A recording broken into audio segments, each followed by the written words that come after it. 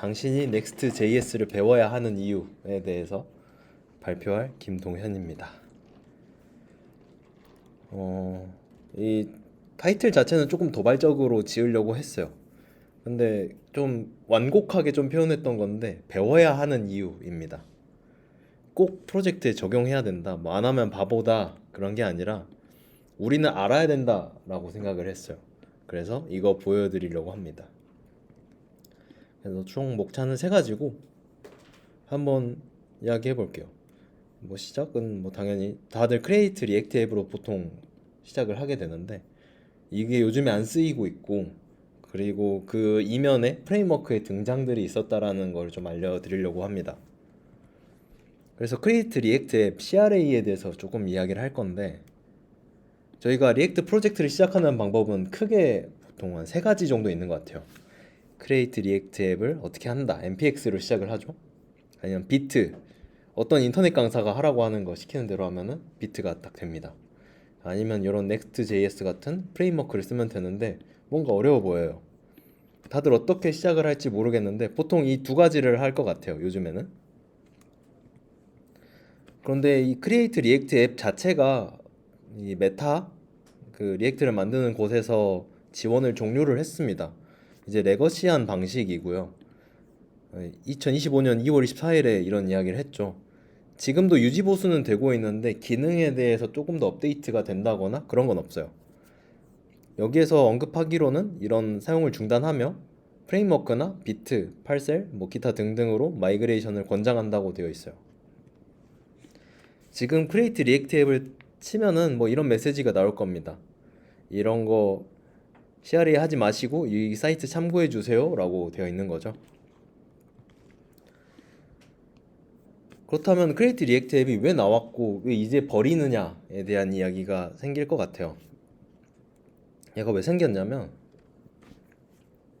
사실 리액트는 혼자서 아무것도 할 수가 없어요.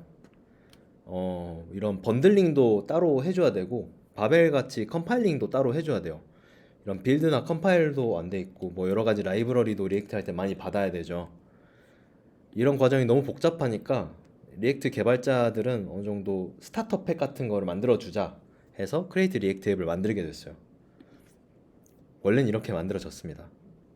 근데 이제는 안 쓰게 된 이유도 있을 것 같아요. 제가 예전에 어떤 스터디에서 썼던 짤인데, 리액트로 프로젝트를 한다고 하는데 막상 이것저것 다 써요. 또 상태 관리, 타입스크립트, 기타 등등 라이브러리를 종류별로 막 쓰게 돼요. CRA 하나로 아무것도 못 한다라는 거죠.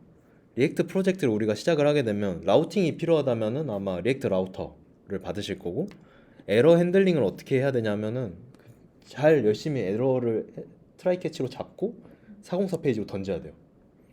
타입스크립트를 쓰고 싶다면은 CRA는 그냥 따로 타입스크립트를 받아서 어떻게 잘 끼워 맞춰서 되는지를 확인을 하고 그 다음에 개발을 시작하게 돼요. 그리고 CRA 같은 경우는 웹팩이라는 걸로 빌드를 하게 되는데, 만약 웹팩이 아니라 다른 툴로 하고 싶다 아니면 커스텀을 하고 싶다 하면은 또 문제가 돼요. 해야 될 게 너무 많은 거죠. CRA조차도 혼자서 아무것도 못해요. 리액트도 그랬지만 그게 문제였어요. 이제 페이스북 개발자도 나름의 고충이 있었습니다. 리액트는 앞서 이야기했듯이 기능이 따로 없어요. 뭐 서버 사이즈 렌더링 뭐 자체 기능 없고요. 라우팅 없고 에러 핸들링 없고 뭐 세팅까지 다 해줄 그런 겨를이 없는 거죠. CRA를 통해서도. 페이스북 개발자가 바쁘지 않아요? 바빠서 못해요. 그리고 이런 리액트 생태계가 너무 다양해졌다라는 거죠. 번들링도 이제는 비트, 파셀 이런 것도 생겼고, 뭐 상태 관리 라이브러리도 한 손에 꼽을 정도를 넘어서고 있고, 너무 많은 것들이 생기면서 어디를 손들어 줄 수 없는 상황이 연출이 됩니다. 그래서 페이스북은 당당하게 우리는 리액트만 만들게, 너네 알아서 해가 됐어요. 뭐 내버려 두진 않았는데 어느 정도 너네 알아서 해봐라, 비트 알아서 해봐라, 넥스트 알아서 해봐라 이렇게 된 거였어요. 그러면서 오히려 리액트 자체에 집중을 하고, 그러면서 서버 컴포넌트도 만들어지고 그런 것들이 나오게 됩니다.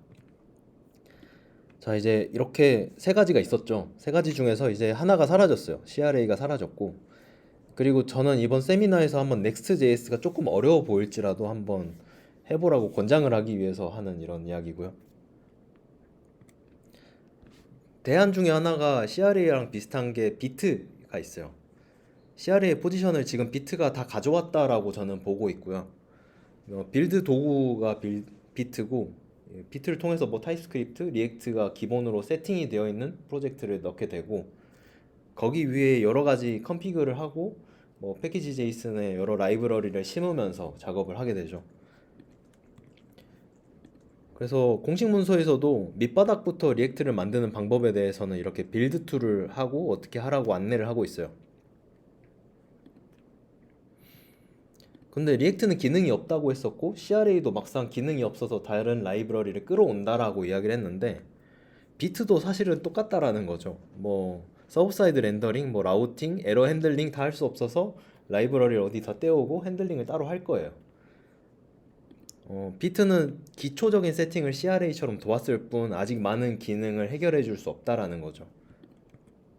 그래서 Next.js를 쓰게 됐다라는 이야기를 하고 싶습니다. 이 프레임워크랑 라이브러리의 차이가 있는데, 리액트는 사실 라이브러리예요. 공식 문서의 시작으로 들어가도 라이브러리라고 언급을 하거든요. 라이브러리는 도서관처럼 필요한 기능을 책 하나 딱 뽑아가지고 함수 하나 뽑아서 쓰는 거고요. 프레임워크는 하나의 틀 같다고 보면 돼요. 그래서 어느 정도 규칙을 정해주고 그 규칙 안에서 일관적으로 사용할 수 있는 환경을 제공을 하는 거죠. 그래서 프레임워크가 존재하고, 백엔드는 프레임워크를 통해서만 거의 개발을 하고 있죠. 프론트엔드랑 좀 다른 것 같아요. 리액트 공식 문서에서 보면은 이런 언급들이 있어요. 저희 CRA 아니면 비트로 했을 때처럼 이렇게 처음부터 밑바닥부터 하는 거는 조금 쉬운 방법처럼 보일지라도 나중에 가면은 여러 라이브러리들을 받으면서 자신만의 임시 프레임워크를 만드는 것과 다름없다라는 이야기를 해요. 다들 비슷하죠. 기계같이 리액트 라우터를 받을 거고 상태관리 라이브러리를 받을 거고요. 그렇게 하는 것보다는 차라리 어느 정도 만들어져 있는 리액트 개발자들이 추천하는 프레임워크를 잘 만들어졌으니 이걸 한번 써보시라 라고 공식 문서에서도 권장을 하고 있습니다. 뭐 이런 기능들 다 제안을 다 만들어주고 있고, 그래서 생태계가 알아서 할 수 있는 그 환경들을 제안을 해준 거죠. 그래서 리액트 공식 문서에 들어가면은 새로운 리액트 앱을 만들 때 제일 위에 나오는 말은 프레임워크를 사용하라 라고 이야기가 나와요. 여기 딱 들어가 보면 시작부터 풀스택 프레임워크 라고 하면서 추천을 하죠. 이런 것들이 막 나오고, Next.js, 뭐 리액트 라우터, 이게 리믹스를 이야기하고요.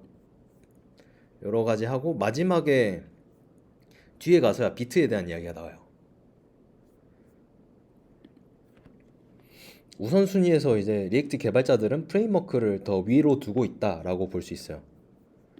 그래서 프레임워크가 아무튼 등장을 했고, 이제 프레임워크가 여러 가지 기능들에 대한 니즈를 해결을 해주고 있습니다.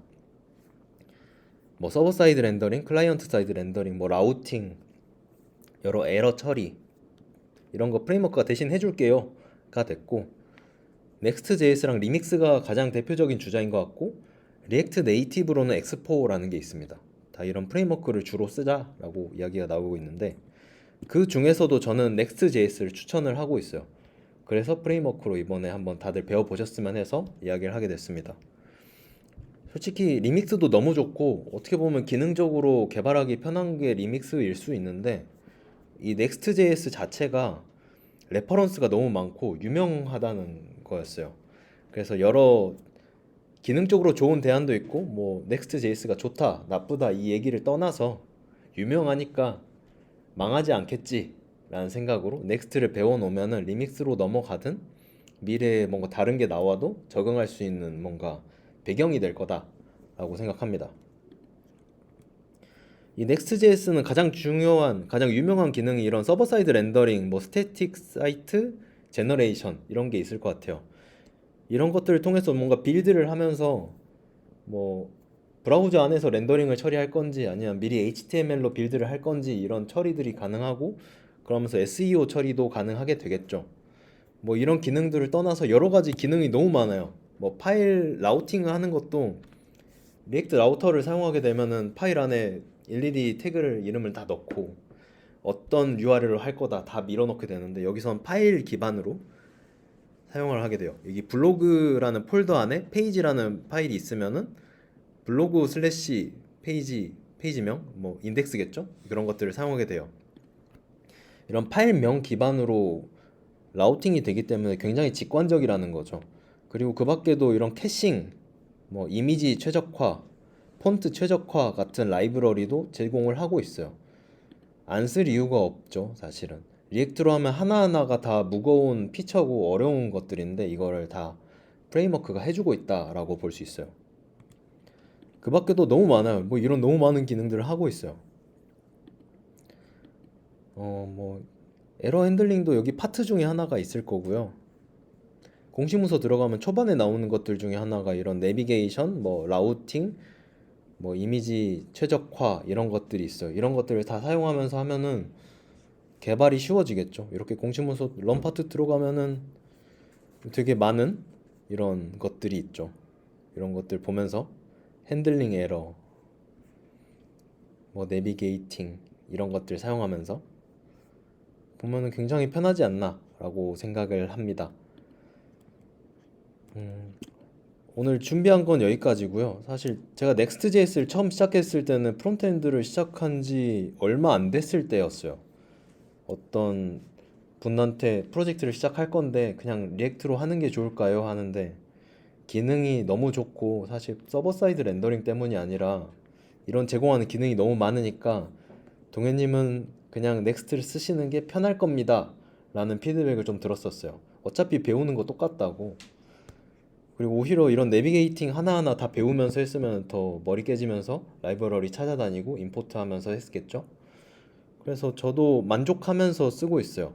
그래서 프론트엔드를 시작을 한 게 저는 어떻게 보면 리액트보다도 넥스트가 먼저가 됐었던 것 같아요. 그래서 이런 넥스트 JS를 추천드립니다. 저는 여기까지고요. 감사합니다.